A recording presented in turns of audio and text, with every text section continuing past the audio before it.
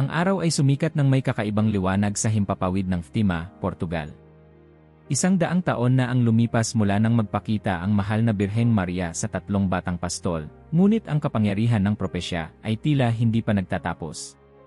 Sa araw na iyon, nagtipon ang libu-libong deboto sa dambana ng Fatima upang gunitain ang makasaysayang sandali. Ang tunog ng mga kampana ay umalingaw-ngaw sa paligid, habang ang himig ng panalangin ay pumuno sa hangin. Sa gitna ng napakaraming tao, lumapit si Papa Leonardo sa altar, suot ang kanyang puting kasuotan. Ang kanyang mga mata ay puno ng pag-asa, ngunit hindi maitatanggi ang anino ng pag-aalala sa kanyang mukha, isang babalang hindi pa niya lubos na nauunawaan. Habang binibigkas niya ang panalangin para sa kapayapaan, isang kakaibang pagbabago ang sumiklab sa kalangitan. Biglang nagdilim ang araw, at ang liwanag nito ay nagsimulang gumalaw sa hindi pangkaraniwang paraan. Ang araw ay tila sumasayaw sa himpapawid, lumilikha ng mga sinag na kumikislap sa bawat direksyon. Isang bulong-bulungan ang kumalat sa mga tao. Ang milagro ng araw. May bumulong mula sa isang sulok. Muling bumabalik, sigaw ng isa pang tinig. Sa kabila ng takot at pagkamangha, nagpatuloy ang misa. Ngunit sa kabilang panig ng mundo, isang ibang klaseng milagro ang nagsisimula na. Sa isang maliit na apartment sa New York City, si Ethan Villanueva ay nakaupo sa kanyang mesa, nakatitig sa screen ng kanyang laptop. Isa siyang batikang mamamahayag, kilala sa kanyang masusing investigasyon at matalas na pananaw sa mga hindi karaniwang balita. Habang iniinom ang malamig na kape, binasa niya ang isang headline mula sa isang lokal na news site. Sunog sa California, libo-libo ganin naliligaw, sanhi ng apocalyptic event. Hindi siya madaling maniwala sa mga sensasyonal na balita, ngunit hindi maikakaila na kakaiba ang sunod-sunod na mga pangyayari. Isang bagyo ang sumira sa Midwest, kasunod ng marahas na mga protesta sa Chicago at Washington. Ngayon, isa na namang sakuna, isang walang humpay na sunog sa California. Tumunog ang kanyang telepono. Ang pangalan ng kanyang editor ang lumitaw sa screen. Ethan, may bago kang assignment, sabi ng boses sa kabilang linya. Gusto kong alamin mo kung ano ang nangyayari sa mga sunog na yan. Hindi ito normal at sigurado akong may mas malalim pang dahilan. Nagbuntong hininga si Ethan. Nagkakasabay ang lahat, boss. Mga protesta, bagyo, at ngayon sunog. Hindi ba't parang may pattern? Yan mismo ang gusto kong patunayan mo, sagot ng editor bago ibinaba ang tawag. Pinatay niya ang telepono at tumitig sa bintana. Sa labas, ang kalangitan ay tila may madilim na ulap na bumabalot sa araw. Isang tanong ang bumabagabag sa kanyang isipan, ano ang tunay na nangyayari? Samantala, sa Fatima, Portugal, matapos ang misa, lumapit si Papa Leonardo sa isang lihim na silid sa loob ng simbahan. Nakahanda sa mesa ang isang lumang sobre na may selyong hindi pa binubuksan sa loob ng maraming dekada. Hawak ng nanginginig na mga kamay, binuksan niya ito. Nakasaad sa sulat ang mga salitang nagsilbing babala. Ang huling tanda ay darating sa apoy, yelo, at digmaan. Isang bansa ng kalayaan ang magbabayad ng pinakamahal na halaga. Tumibok ng mas mabilis ang puso ni Leonardo. Tila ba ang mga pangyayari sa Amerika ay isang palatandaan na natutupad na ang hula? Ang tanong, may panahon pa ba upang pigilan ang paparating na kapahamakan? Sa California, naglalaban si Claire Reyes, isang veteranong bombero, laban sa sunog na tila walang katapusan. Ang kagubatan ng Sierra Nevada ay nagliliyab, at bawat segundo ay nagdadala ng panganib sa buhay ng mga residente at ng kanyang koponan. Habang nililikas ang mga tao mula sa isang nasusunog na kabahayan, may napansin siyang kakaiba. Sa gitna ng makapal na usok at apoy, isang anino ang bumalot sa kanyang paningin, isang hugis ng isang nilalang, nakatindig sa gitna ng naglalagablab na apoy. Isang malamig na kilabot ang dumaan sa kanyang gulugod.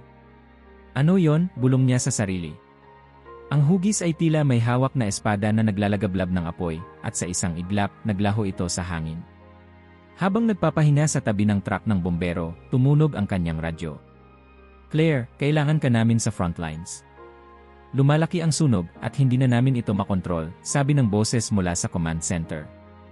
Habang papunta sa sunog, hindi mawala sa kanyang isipan ang nakita. Bakit tila pamilyar ang anino? At bakit pakiramdam niya ay may mas malalim pa itong kahulugan? Kinabukasan, lumipad si Ethan patungong Los Angeles upang mag-imbestiga sa sunog. Habang nakikinig sa mga balita tungkol sa kababalaghan, narinig niya ang tungkol sa isang bomberong may kakaibang karanasan, si Claire Reyes. Nagkita sila sa isang maliit na cafe malapit sa lugar ng sunog. Tahimik si Claire, ngunit halatang may bumabagabag sa kanyang isipan. Narinig ko ang tungkol sa nakita mo, wika ni Ethan. Isang anino sa apoy. Maaari mo bang ikwento sa akin? Nag-aalangan si Claire. Baka isipin mong baliw ako, pero may nakita akong kakaiba. Isang aninong parang anghel. May hawak siyang espada na nagliliyab. Hindi kumurap si Ethan. Hindi ka baliw. Sa totoo lang, naghahanap ako ng mga sagot tungkol sa isang lumang propesya. Maaaring may koneksyon ito sa nakita mo. Nagkatitigan sila, parehong naghahanap ng kasagutan sa gitna ng kaguluhan.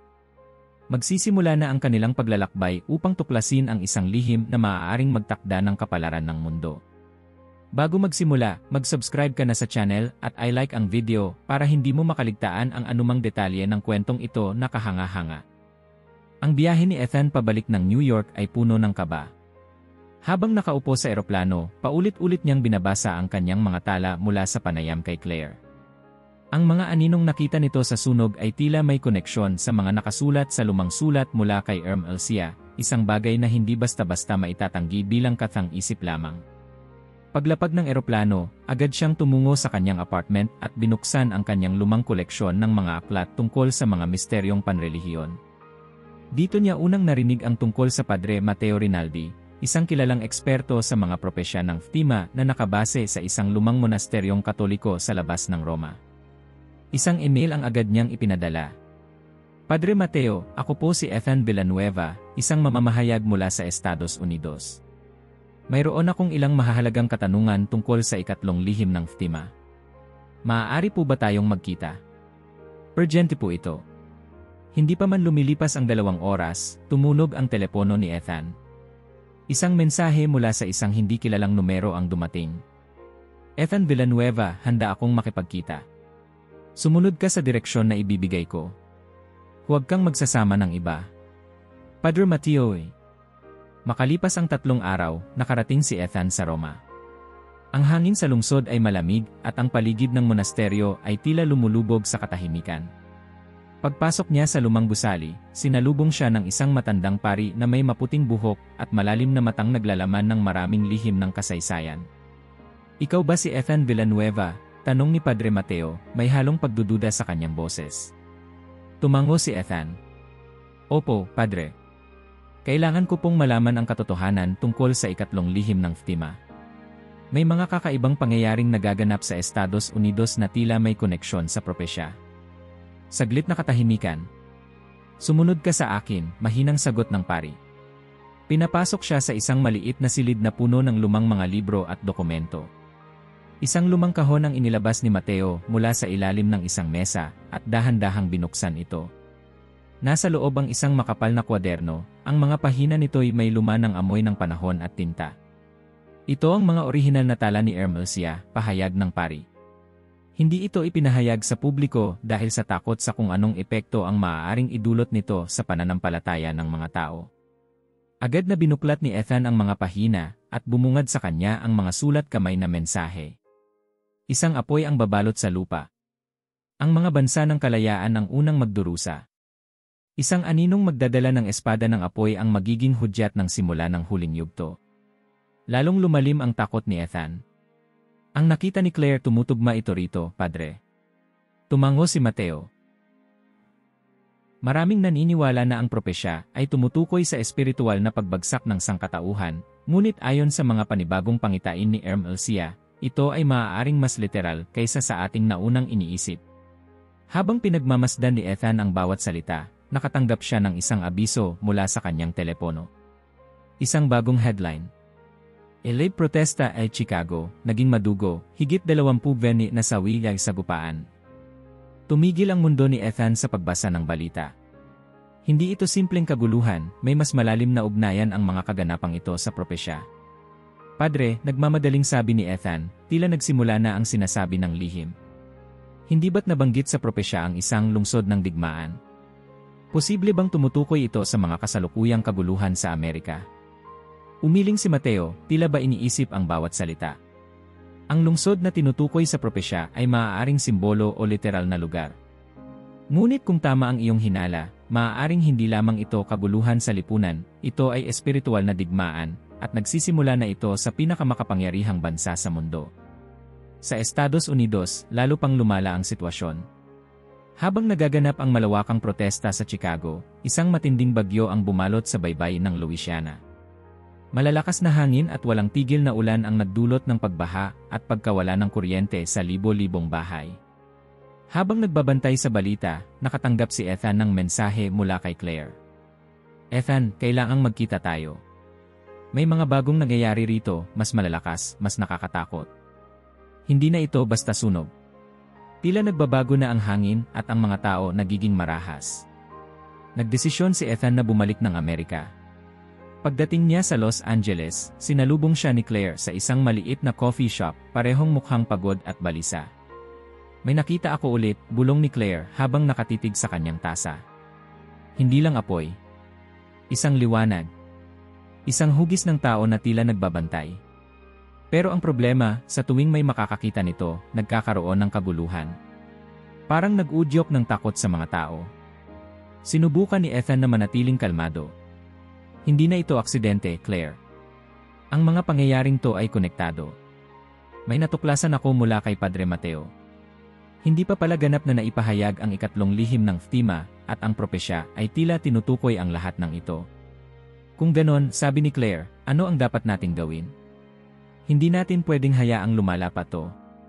Una, sagot ni Ethan, kailangan nating tuklasin kung ano ang eksaktong babala ng propesya. Ang tanging makapagliligtas sa atin ay ang mas maagang pag-unawa sa huling yugto ng lihim. Nagkatinginan sila, dalawang estranghero na ngayon ay pinagbuklod ng isang misyon na mas malaki pa sa kanila.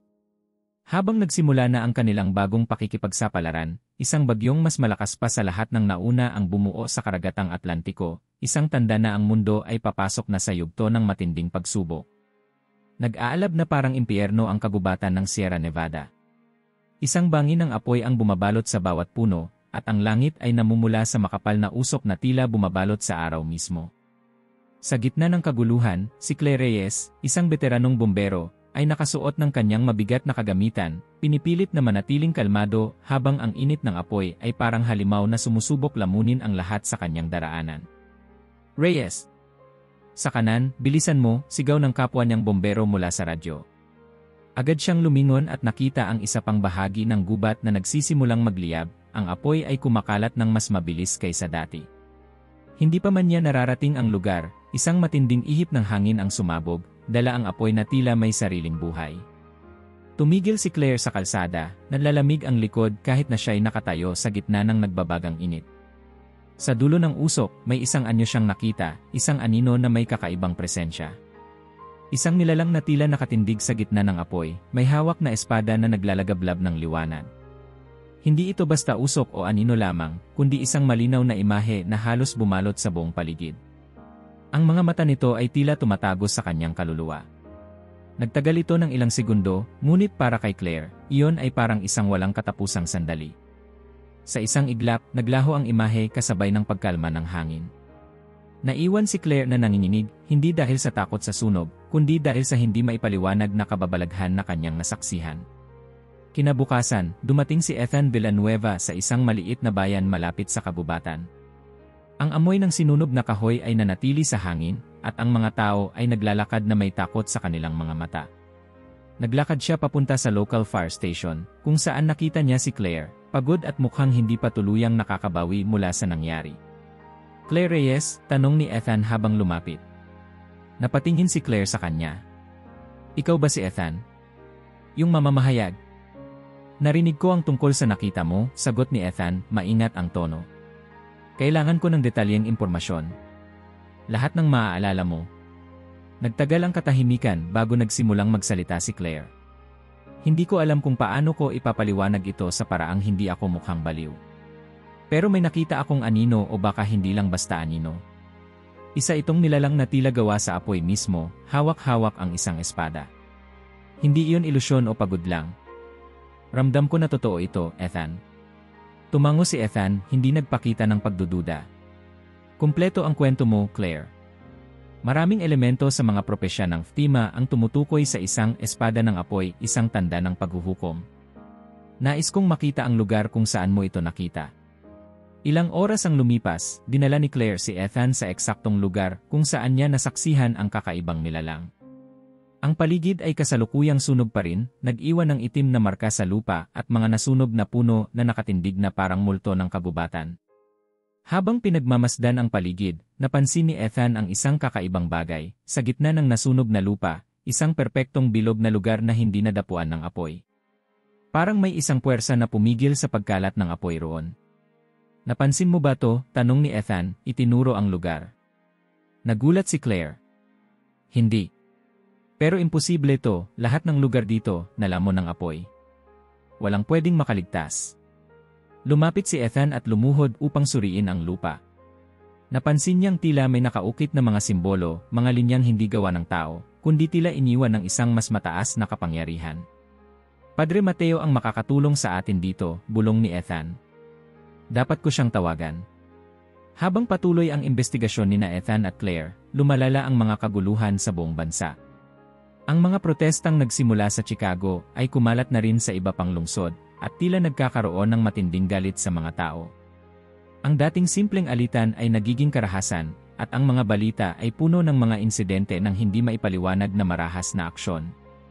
Pagbalik nila sa lungsod, tumawag si Ethan kay Padre Mateo. Padre, may natagpuan kami sa lugar ng sunog. Isang bilog na hindi nadapuan ng apoy, at may kakaibang mga simbolo sa lupa. Alam mo ba kung ano ito? Tahimik si Mateo sa kabilang linya bago sumagot. Ethan, kung tama ang hinala ko, maaaring ito ay tinatawag na sigil ng proteksyon, isang sinaunang simbolo na lumilitaw kapag may banal na interbensyon. Ang espada ng apoy na nakita ni Claire ay maaaring isang anghel ng paghuhukom. At kung totoo nga iyon, tanong ni Ethan. Kung totoo nga, sagot ng pari, nagsimula na ang sinasabi sa ikatlong lihim. Ang susunod na mangyayari ay maaaring higit pa sa kayang intindihin ng sangkatauhan. Kinagabihan, habang nagpapahinga si Claire, isang masamang panaginip ang bumalot sa kanya. Nasa gitna siya ng apoy, at muli niyang nakita ang nilalang, mas malinaw, mas malapit. Sa panaginip, naglakad ito papalapit sa kanya, at binigkas ang mga salitang tila galing sa kailaliman ng langit. Ang mundo ay sinusubok. Ang apoy ay maglilinis, ngunit tanging ang mga naniniwala ang makakaligtas. Nagising si Claire na pawis habang kumakabog ang kanyang dibdib. Isang bagay ang malinaw sa kanya, ang nilalang na iyon ay hindi nagdadala ng kapahamakan lamang, kundi babala. Sa isang lihim na lugar ng Vatican, nagtipon ang mga opisyal ng simbahan upang talakayin ang mga kaganapan. Isang lihim na ulat mula sa Amerika ang inilatag sa mesa. Ang mga pangyayaring ito ay maaaring tanda na ng simula ng hula, sabi ng isang matandang kardinal. Hindi natin maaaring baliwalain ang mga ito. Subalit ang iba ay nagdududa. Hindi natin maaaring basta tanggapin ang lahat bilang katotohanan. Kailangan natin ng ebidensya, hindi takot. Ngunit habang tumitindi ang mga sunog sa Amerika at dumarami ang mga kaguluhan sa mundo, isang bagay ang malinaw, ang mga hula ng FEMA ay hindi na nananatiling lihim, kundi nagsisimula ng magkatotoo. At sa gitna ng kaguluhan, sina Ethan at Claire ay patuloy na maghahanap ng mga kasagutan bago patuluyang lamunin ng apoy ang buong mundo. Maagang gumising si Ethan kinaumagahan, na alimpungatan mula sa isang panaginip na hindi niya maipaliwanag. Sa kanyang isipan, paulit-ulit na lumilitaw ang imahe ng espada ng apoy, tila isang palatandaan ng paparating na kapahamakan. Pagkababa niya sa kusina ng maliit na inuupahang kwarto, nadatnan niyang gising na si Claire, nakatitig sa isang mapa ng California na nakalatag sa mesa. Ang bawat lugar na nakaranas ng sunog ay minarkahan ng pula, at nakakatakot ang pattern na unti-unting nabubuo, isang hugis na tila pamilyar.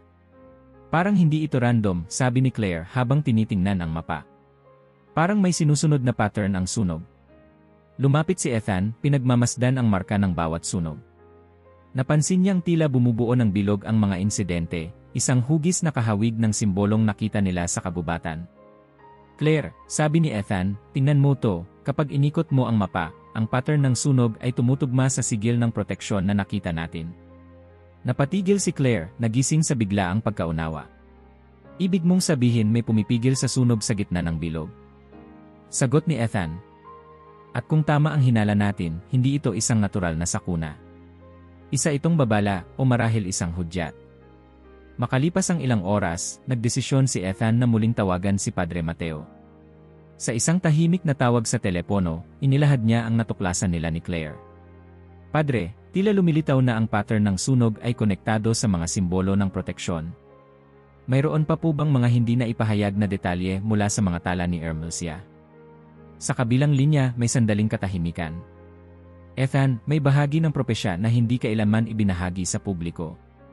Isa itong pahayag tungkol sa isang espiritual na pagsubok na magdadala ng pisikal na pagkawasak sa mundo, kung ang sangkatauhan ay hindi magbabago. Anong klaseng pagsubok, Padre? Tanong ni Ethan, habang pinipigilan ang panginginig ng boses.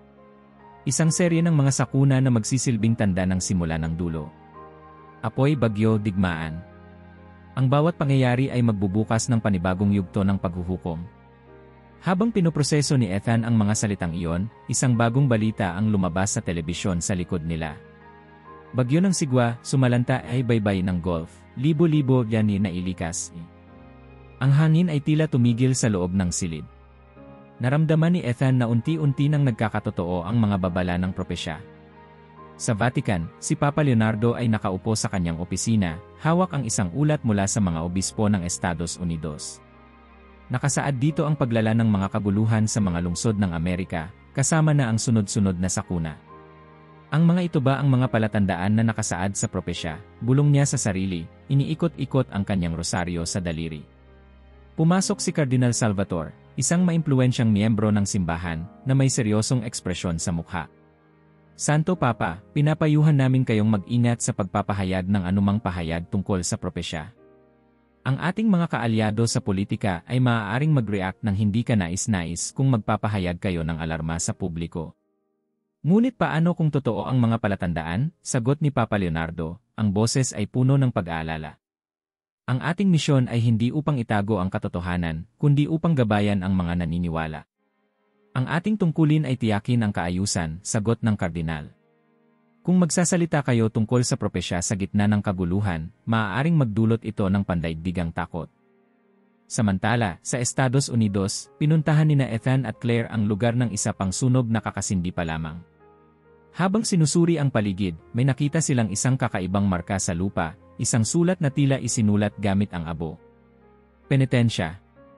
Penitensya. Penitensya. Namilog ang mga mata ni Ethan. Ito ang eksaktong salitang binigkas ng anghel sa hula ni Elsia. Napatigil si Claire, pilit na nilalabanan ang kaba. Kung tama ang iniisip natin, may oras pa ba tayong pigilan to? May isa pang yugto, sagot ni Ethan. Kailangan nating malaman ang susunod na hakbang mula kay Padre Mateo bago pa tuluyang mahuli ang lahat. Sa Vatican, nagdesisyon si Papa Leonardo na huwag baliwalain ang kanyang konsensya. Sa kabila ng pressure mula sa mga politikal at relihiyosong leader, naglabas siya ng isang pribadong mensahe na ipapadala sa lahat ng obispo sa buong mundo. Sa harap ng kasalukuyang kaguluhan at kalamidad, hinihikayat ko ang bawat isa na magdasal at magbalik loob. Ito ang oras ng penitensya at nararapat lamang na tayong lahat ay magkaisa sa pananampalataya. Habang ipinapadala ang mensahe, alam niyang maaaring magdulot ito ng hindi inaasahang reaksyon mula sa mga nakatataas. Ngunit mas mahalaga ang katotohanan kaysa sa katahimikan. Pagbalik sa Amerika, nakatanggap ng tawag si Ethan mula kay Padre Mateo. May isang bahagi pa ng propesya, Ethan. Isa itong babala na kapag nagsimula na ang ikalawang yugto, ang sangkatauhan ay haharap sa pinakamalalang pagsubok, pagkakawatak-watak ng pananampalataya. Kung hindi tayo magkaisa sa pagdarasal, magbubukas ang pinto ng huling yugto, ang digmaan ng espiritu at laman. Napalunok si Ethan. At kailan ito mangyayari? Kapag naabot na ng kaguluhan ang puso ng simbahan, sagot ni Mateo. At base sa aking balita mula sa Vatican nagsisimula na ito. Sa huling gabi ng kanilang investigasyon, habang nagkakape sina Ethan at Claire sa labas ng isang maliit na dinner, napansin nilang unti-unting nagbabago ang kalangitan. Ang buwan ay tila nababalutan ng makapal na ulap at ang hangin ay naging malamig na parang hudyat ng paparating na delubyo. Tila masama ang simoy ng hangin, bulong ni Claire. Tumingin si Ethan sa kalangitan. Ito na ang simula ng ikalawang yugto. Hindi na ito basta-bastang mga kalamidad, ito ay isang babala na ang espiritual na digmaan ay nagsisimula na. Habang papalapit ang unos, isang aninong kilala nila mula sa apoy ay muling lumitaw sa gitna ng dilim, ang anghel ng apoy. Ngunit ngayon, hawak nito ang espada na tila mas matingkad ang liwanag kaysa dati. At sa kanyang presensya, nagbukas ang bagong pahina ng propesya, isa na maaaring magdala ng pag-asa o tuluyang kapahamakan. Isang malamig na umaga sa Washington, D.C., at tila isang ordinaryong araw lang ang nakatakda para sa mga residente ng kabisera ng Estados Unidos. Ang mga opisyal ay nagmamadaling pumasok sa kanilang mga opisina, habang ang mga turista ay abala sa pagkuha ng litrato sa harap ng Capitol Building. Walang sinuman ang nakaramdam ng darating na kapahamakan. Sa loob ng ilang minuto, isang napakalakas na ugong ang pumuno sa hangin. Sa ilalim ng lupa, gumalaw ang mga plato ng tektoniko na tila matagal nang nakatagong galit. Tumunog ang mga alarma. Boom! Ang lupa ay umalon-alon na parang alon sa dagat. Ang White House ay nagkaroon ng mga bitak sa mga pader nito, at ang matayog na Washington Monument ay nagpakita ng mga lamat sa kanyang makinis na marmol. Mga sasakyan ang bumaligtad, mga gusali ang nagbagsakan, at ang buong lungsod ay tila nilamon ng mismong lupa. Sa loob lamang ng 30 segundo, isang bahagi ng Washington D.C. ang naging abo ng kasaysayan, isang lungsod ng kapangyarihan at simbolo ng kalayaan, ngayoy giniba ng puwersa ng kalikasan. Sa Los Angeles, nagulat si Ethan Villanueva sa balita na lumabas sa telebisyon habang nagkakape sa isang maliit na cafe kasama si Claire Reyes. Breaking news, malakas ang lindol, yumanig Washington D.C., marami benhe sugatan patay. Hindi makapaniwala si Claire, hinawakan ang kanyang ulo sa gulat. Diyos ko, Ethan. Ang White House. Nabagsakan ba? Napako si Ethan sa screen ng telebisyon, ang kanyang mga mata ay puno ng kaba. Hindi pa natin alam ang kabuang pinsala pero tingnan mo ang lugar. Kung tama ang hula ng ikatlong lihim ng FEMA, hindi ito isang random na lindol. Ang putyang lungsod, bulong ni Claire. Iyon ba ang tinutukoy sa propesya? Marahil, sagot ni Ethan. Ang White City ay hindi lamang literal na simbolo ng kapangyarihan ng Amerika, kundi ng global na impluensya. Kung ito ang simula ng mga hula, mas malala pa ang darating. Samantala, sa Vatican, si Papa Leonardo ay nakaupo sa kanyang opisina, pinag-aralan ang mga bagong ulat mula sa Amerika. Habang nagbubukas ng bagong mensahe mula sa isang obispo sa Washington, isang malalim na kaba ang bumalot sa kanya. Pumasok si Cardinal Salvatore na may dalang dokumento. Santo Papa, may mga lider ng simbahan at politika na humihiling na mag-ingat kayo sa pagpapahayag ng opinyon. Sinasabi nilang ang pagsasalita ninyo tungkol sa mga propesya ay maaaring magdulot ng panik. At paano kung ang katahimikan natin ang maging dahilan ng mas malalang kaguluhan? Sagot ni Papa Leonardo, inilapag ang mga dokumento. Hindi ba't responsibilidad natin ang magbigay ng babala kung kinakailangan? Kung ipapahayag natin ang ugnayan ng mga pangyayaring ito sa propesya, maaaring mawalan tayo ng kredibilidad. Ang ilan ay ituturing itong katha o relihiyosong pananakot. Tumayo si Papa Leonardo, tumitig kay Salvatore. Hindi ko inaalala ang reputasyon. Mas importante ang kaligtasan ng kaluluwa ng sangkatauhan. Habang tumitindi ang kaguluhan sa Washington D.C., si Ethan at Claire ay nagdesisyon na lumipad papunta roon upang makita ang pinsala mismo.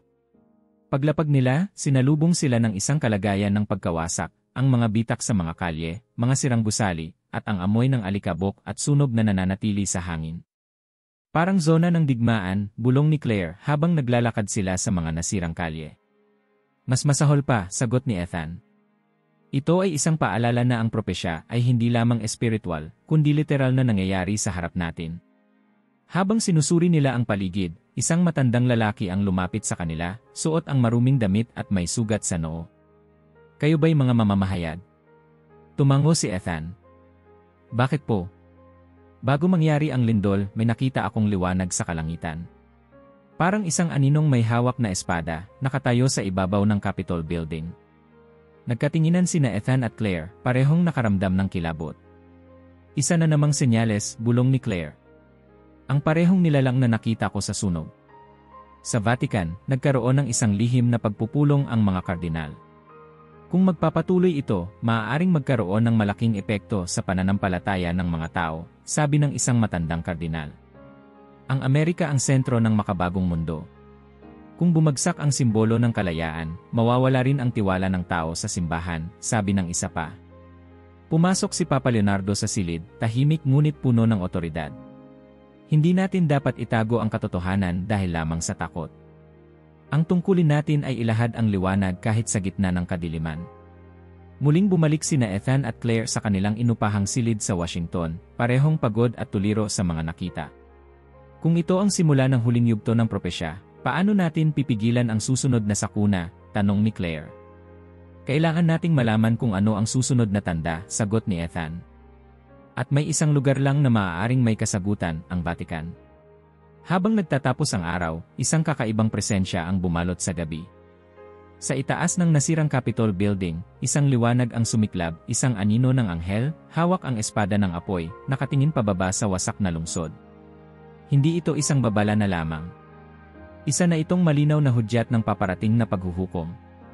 Ang araw ay sumikat sa Roma na may kakaibang bigat ng tensyon sa hangin. Ang Plaza de San Pedro ay puno ng mga deboto mula sa iba't ibang panig ng mundo, nagtitipon upang makiisa sa isang pandaigdigang panalangin na inorganisa ni Papa Leonardo. Sa gitna ng kaguluhan ng mundo, ang mga lindol, sunog, at kaguluhan sa mga lungsod, isang mensahe ng pag-asa ang nais ipadama ng simbahan. Ngunit sa kabila ng panlabas na katahimikan, may isang aninong nagtatago sa lilim ng mga haligi ng Vatican. Isang plano ang inilalatag, isang pagtatangkang magtatapos hindi lamang sa buhay ng isang tao, kundi sa pag-asa ng milyon-milyong naniniwala. Habang papalapit ang seremonya, dumating sina Ethan Villanueva at Claire Reyes sa Vatican, dala ang kanilang mga natuklasan mula sa Amerika. Agad nilang hinanap si Padre Mateo upang ibahagi ang kanilang pagkakatuklas ng malinaw na koneksyon sa pagitan ng mga propesya at ng mga kasalukuyang kaganapan. Padre, sabi ni Ethan habang nagmamadaling lumapit, ang lindol sa Washington DC, ang sunog sa California, ang mga kaguluhan sa Chicago, lahat ito ay tumutugma sa ikatlong lihim ng Fatima. May susunod pang yugto, at naniniwala akong magsisimula ito rito. Si Mateo, may halong pag-aalala sa mga mata, ay tumango. Nais ko kayong ipakilala kay Cardinal Vincenzo. Isa siyang tagapayo ng Santo Papa, at siya lamang ang makakatulong upang dalhin ang inyong babala.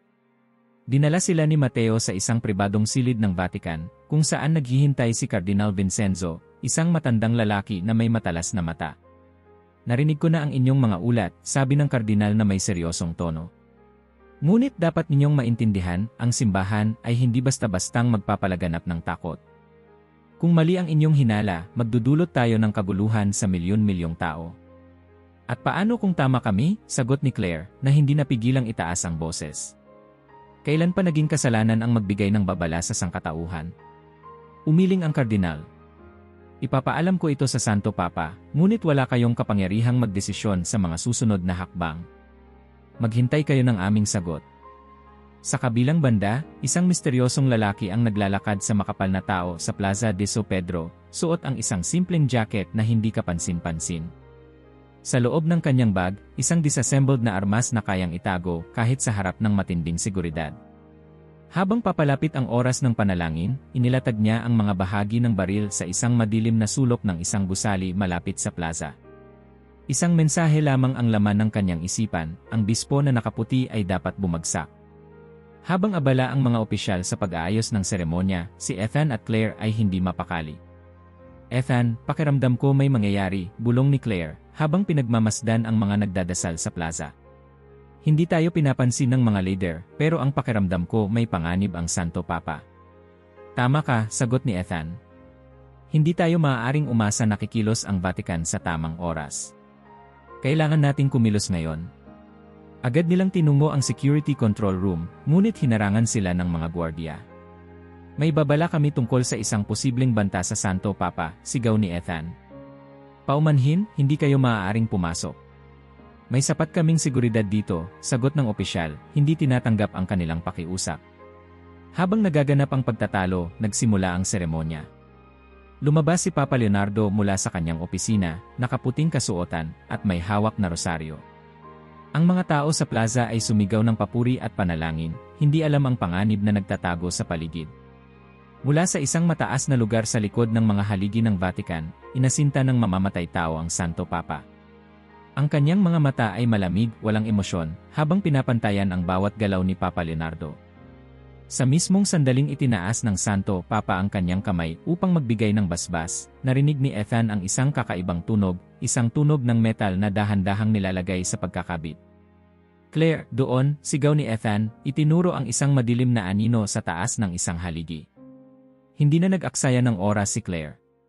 Tumakbo siya sa direksyon ng lugar kung saan nagtatago ang mamamatay tao, habang si Ethan ay pilit na binabalaan ang mga gwardiya.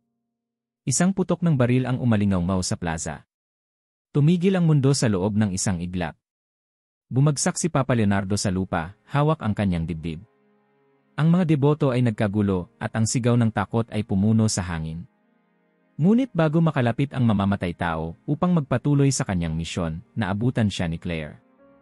Isang suntok ang pinakawalan niya, pinatumba ang lalaki bago pa ito muling makaputok. Agad na sumugod ang mga gwardya upang iligtas ang Santo Papa, habang si Ethan ay lumapit upang tulungan si Claire.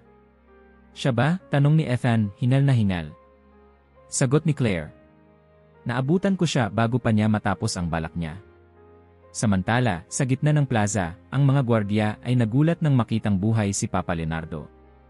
Bagamat may dugo sa kanyang damit, ang bala ay tila tumama lamang sa kanyang balikat at hindi sa puso. Salamat sa Diyos, bulong ng isang gwardya. Bumangon si Papa Leonardo, pinilit ang sarili na tumayo. Hindi pa tapos ang misyon ng Diyos sa akin, mahina niyang sabi. May dahilan kung bakit ako nabuhay. Kinagabihan, habang nagpapahinga si Ethan at Claire sa loob ng Vatican, pumasok si Padre Mateo. Ang hula, sabi ni Mateo, nang nagsabing ang bispo na nakaputi ay babagsak, hindi nito sinabi kung mamamatay siya. Ang propesya ay maaaring hindi literal, kundi simbolo ng pagsubok. At dahil nabuhay si Papa Leonardo, sabi ni Ethan, may pag-asa pa tayo. Tumanggo si Claire. Marahil ito ang senyales na hindi pa huli ang lahat. Sa susunod na araw, isang mensahe mula kay Papa Leonardo ang inilathala sa buong mundo. Ang pananampalataya ay sinubok, ngunit hindi tayo tatalikod. Ang pag-asa ng sangkatauhan ay nananatili sa ating kakayahang magkaisa, manalangin, at maniwala sa kabutihan ng Diyos. Hindi pa huli ang lahat. Habang binabasa ni Ethan at Claire ang mensaheng iyon, alam nilang isang bagong yugto na naman ang magbubukas, hindi na ito isang babala, kundi isang hamon upang baguhin ang kapalaran ng mundo. Isang malalim na gabi sa Roma, at si Claire Reyes ay nakahiga sa isang maliit na ospital ng Vatican. Ang silid ay tahimik, tanging ang tunog ng makina na sumusubaybay sa kanyang pulso ang maririnig. Nakaligtas siya mula sa halos tiyak na kamatayan matapos harapin ang mamamatay tao sa Plaza de San Pedro, ngunit hindi iyon ang kanyang pinakamalalim na sugat. Habang nakapikit ang kanyang mga mata, bumalik ang alaala ng araw na iyon, ang pagputok ng baril, ang mga sigaw ng mga tao, at ang biglang pagdilim ng lahat sa kanyang isipan. Ngunit sa gitna ng kadiliman, may nakita siyang liwanag. Sa kanyang panaginip, lumitaw muli ang nilalang na nasaksihan niya sa sunog sa California, isang anghel na may hawak na nagliliyab na espada. Ngunit ngayong pagkakataon, hindi ito nagbabanta, ito ay nag-aalok ng kapayapaan. Ang mundo ay may pagkakataong magbago, bulong ng boses ng anghel. Ngunit kakailanganin ng sakripisyo, pananampalataya, at pagkakaisa. Nagising si Claire na may luha sa kanyang mga mata. Hindi na siya maaaring manahimik. Ang kanyang misyon ay hindi pa tapos, sa katunayan, ngayon pa lang ito nagsisimula. Sa labas ng ospital, naghihintay si Ethan Villanueva, hawak ang isang rosaryo na ibinigay sa kanya ni Padre Mateo. Hindi siya dati naniniwala sa mga himala, ngunit ang mga pangyayaring nasaksihan niya ay nagbigay ng bagong kahulugan sa pananampalataya. Nang makita niyang bumangon si Claire, agad siyang pumasok sa silid. Claire, mahina niyang sabi, kamusta ka? Nagpakita si Claire ng mahina ngunit matatag ng ngiti. Mas malakas kaysa dati. Ethan, alam ko na ang kailangan nating gawin. Umupo si Ethan sa tabi ng kama. Ano ang ibig mong sabihin? Kailangan nating magkaisa ang mundo sa panalangin at pagkilos, sagot ni Claire. Hindi sapat ang maghintay na lang tayo ng susunod na sakuna. Kailangang kumilos ang bawat isa, bawat simbahan, bawat komunidad, bawat bansa. Ilang araw pagkatapos ng insidente, nagsimula sina Ethan at Claire sa kanilang bagong misyon. Sa tulong ni Padre Mateo at ng iba pang mga pinuno ng simbahan, inilunsad nila ang isang pandaigdigang kampanya ng panalangin at kamalayan na tinawag nilang Pag-asa ng Sangkatauhan. Nagsimula sila sa simpleng mga gawain. Mga pagtitipon ng panalangin sa mga lungsod na naapektuhan ng sakuna. Pagsasagawa ng mga seminar tungkol sa kahalagahan ng pagkakaisa at pananampalataya. Pagkalat ng mensahe ng propesya ng Fatima sa pamamagitan ng mga social media platforms. Hindi nagtagal, ang kampanya ay lumawak na parang apoy, ngunit sa pagkakataong ito, isang apoy ng pananampalataya at pagkakaisa. Sa Estados Unidos, nagsimulang magbago ang hangin. Ang dating marahas na protesta sa Chicago ay unti-unting napalitan ng mga tahimik na pagtitipon ng panalangin. Sa California, ang mga sunog ay biglang humina, at ang ulan, na matagal nang hindi bumubuhos, ay nagsimulang dumaloy sa mga tuyong kabubatan. "Claire, tingnan mo to," sabi ni Ethan habang ipinapakita ang isang video mula sa isang lungsod sa Brazil, kung saan libo-libong tao ang nagtipon upang magdasal. Ang buong mundo ay tumutugon. Napaluhod si Claire sa sahig, nababalot ng emosyon. "Hindi pa huli ang lahat," bulong niya. "May pagkakataon pa tayong magbago." Samantala, sa Vatican, si Papa Leonardo ay naglabas ng opisyal na pahayag. Ang sangkatauhan ay hinahamon, ngunit hindi tayo nag-iisa. Sa bawat panalangin, sa bawat kilos ng kabutihan, pinapalakas natin ang ating pag-asa. Naway magkaisa tayong lahat upang baguhin ang ating kapalaran. Ang mensaheng iyon ay naging hudyat ng isang pandaigdigang pagkilos, mula sa mga simbahan sa Africa hanggang sa mga monasteryo sa Tibet. Lahat ay sumali sa iisang layunin, pagtubos ng mundo mula sa kapahamakan. Habang dumarami ang mga taong nagbabalik sa kanilang pananampalataya, napansin ni Ethan at Claire ang pagbabago sa mga sakuna. "Claire, hindi ko alam kung ito ay coincidence lang," sabi ni Ethan habang tinitingnan ang mga ulat, pero ang bilang ng mga natural na kalamidad ay bumaba ng 40% mula noong nagsimula ang kampanya. "Hindi ito coincidence, Ethan," sagot ni Claire. "Ito ang epekto ng pananampalataya. Kung magpapatuloy tayo, baka kaya nating baligtarin ang propesya." Isang gabi, habang nagdarasal si Claire sa simbahan ng Fatima, naramdaman niyang muli ang presensya ng anghel. Ang apoy ay hindi parusa, kundi babala, bulong ng boses sa kanyang isipan. Ang sangkatauhan ay binibigyan ng pagkakataon, ngunit ang huling desisyon ay nasa kanila pa rin. Sa huling bahagi ng kanilang kampanya, nag-organisa sina Ethan at Claire ng isang pandaigdigang araw ng panalangin, kung saan milyon-milyong tao ang sabay-sabay na nanalangin sa isang oras. Mula sa mga bundok ng Nepal hanggang sa mga plaza ng New York, ang mundo ay natigil sa katahimikan, isang katahimikan na puno ng pag-asa. Pagkatapos ng araw na iyon, isang kakaibang himala ang naganap. Sa mga lugar kung saan nagsimula ang mga sakuna, sa mga kagubatan ng California, sa nasirang lungsod ng Washington DC, at sa mga apektadong lugar ng Europa, ang kalikasan ay tila nagsimulang maghilom. Ang mga puno ay muling nagkaroon ng berde, ang mga bitak sa lupa ay nagsimulang magsara, at ang mga tao ay nagsama-sama upang magtulungan sa muling pagtatayo. "Ethan," sabi ni Claire habang nakatingin sa himpapawid, "hindi natin binago ang mundo. Binigyan lang natin sila ng dahilan para maniwala ulit." Habang lumulubog ang araw sa Fatima, tumayo si Claire sa harap ng dambana kung saan unang nagpakita ang mahal na birhen mahigit isang siglo na ang nakalipas. "Natapos na ba ito?" tanong ni Ethan, lumapit sa kanya. "Marahil hindi pa," sagot ni Claire. "Ang tunay na pagtatapos ay nasa bawat desisyong gagawin ng sangkatauhan mula ngayon." Habang pinapakinggan nila ang huni ng mga kampana, alam nilang ang propesya ay hindi nagwakas, nagbukas lamang ito ng bagong yugto, isa na puno ng pag-asa at pagkakataong baguhin ang hinaharap. Ang araw ay sumikat sa Vatican na may kakaibang liwanag, isang malambot na pag-asa na bumabalot sa buong lungsod. Ang Plaza de San Pedro, na dati puno ng takot at pangamba, ay ngayon nag-umapaw sa pananampalataya at pag-asa. Mula sa bawat sulok ng mundo, milyon-milyong tao ang nagtipon, nakatutok sa isang makasaysayang sandali. Sa harap ng altar, suot ang kanyang puting kasuotan at may hawak na rosaryo, si Papa Leonardo ay nakatayo ng matatag. Ang kanyang boses, bagamat mahina dahil sa sugat mula sa tangkang pagpaslang, ay puno ng determinasyon. "Ngayong araw na ito, tayo ay magbabalik loob sa Diyos, at sa pamamagitan ng pagkakaisa ng ating pananampalataya, ipagdiriwang natin ang muling pagkabuhay ng pag-asa sa sangkatauhan." Tumahimik ang buong plaza. Maging ang pinakamalalayong bahagi ng mundo na nanonood sa pamamagitan ng live broadcast ay tila huminto sa oras. Ang kanyang mga salita ay naglalaman ng kapangyarihang hindi lamang mula sa pagiging pinuno ng simbahan, kundi bilang isang saksi sa kagila-gilalas na pagkilos ng pananampalataya. Sa ngalan ng ating pananampalataya at sa bisa ng mga pangako ng mahal na Birhen ng Fatima, isinasagawa ko ang pandaigdigang pagkonsagra sa Immaculate Heart of Mary. Naway gabayan tayo ng kanyang liwanag sa bawat hakbang. Habang binibigkas ng Santo Papa ang huling panalangin, isang kakaibang sinag ng liwanag ang bumalot sa langit. Hindi ito ilaw ng teknolohiya, kundi isang malakristal na sinag na tila nagmumula mismo sa kalangitan. Ang mga tao ay napaluhod, ang ilan ay napaluha, habang ang mga kampana ng Vatican ay nag-echo sa buong lungsod. Sa isang maliit na silid sa Rome, nakaupo si Ethan Villanueva sa harap ng kanyang laptop, pinapanood ang seremonya habang inaayos ang huling bahagi ng kanyang libro. Ang pamagat ay simple ngunit makapangyarihan, ang lihim ng Fatima, ang huling pagkakataon ng sangkatauhan. Isinulat niya hindi lamang ang mga pangyayaring nasaksihan niya, kundi pati na rin ang mga aral na natutunan ng mundo na ang pananampalataya, pag-asa, at pagkakaisa ay hindi lamang konsepto, kundi mga armas laban sa kapahamakan. Habang itinatapos niya ang huling pangungusap, tumayo si Claire Reyes sa likod niya, hawak ang isang tasa ng kape.